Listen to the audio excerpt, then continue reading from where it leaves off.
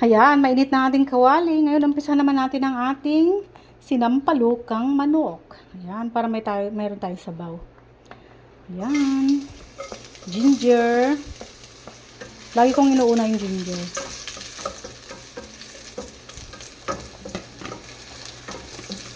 Okay.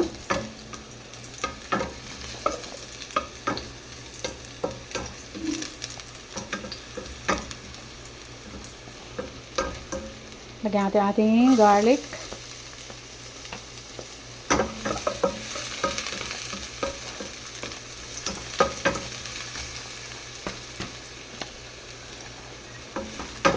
Kaya lang wala akong fresh na sampalok na nabili, kundi gagamit ako ng powder na nabibili sa grocery.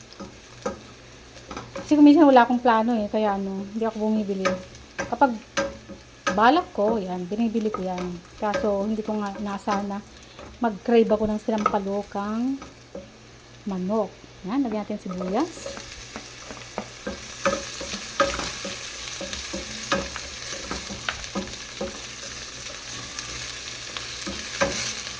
This time, lalagyan natin siya ng gulay. Meron tayong kamote tops dyan.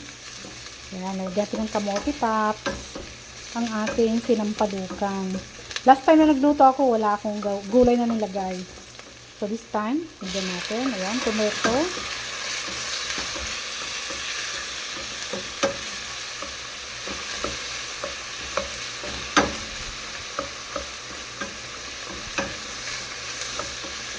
Bango-bango.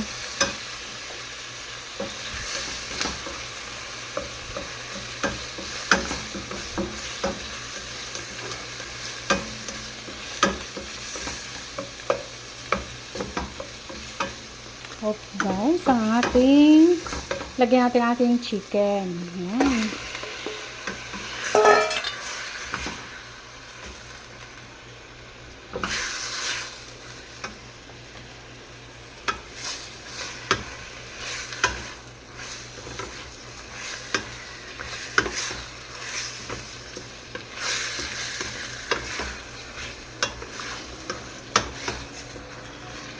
Ayan.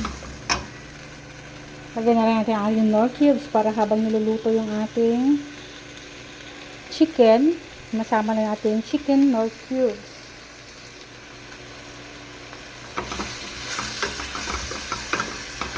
Yan guys. Para tuloy-tuloy na makakain na.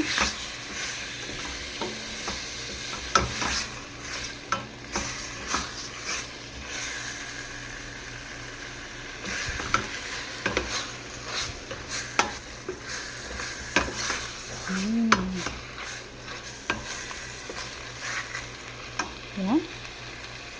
Kailangan natin mag-isa ng konti at maglalagay tayo ng ating tubig.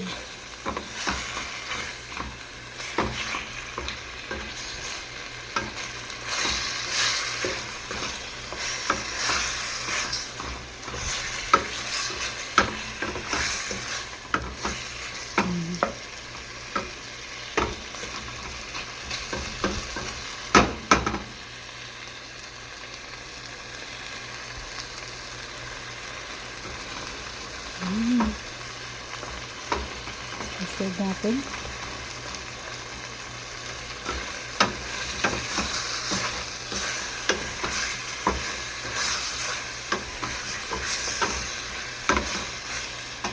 Yan, siguro pwede na tayo maglagay ng kanyang sabaw.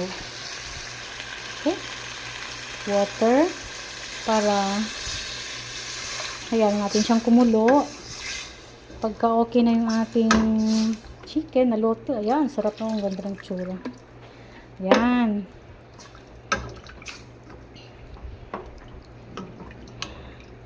Talbos ng sweet potato ang ating ilalagay.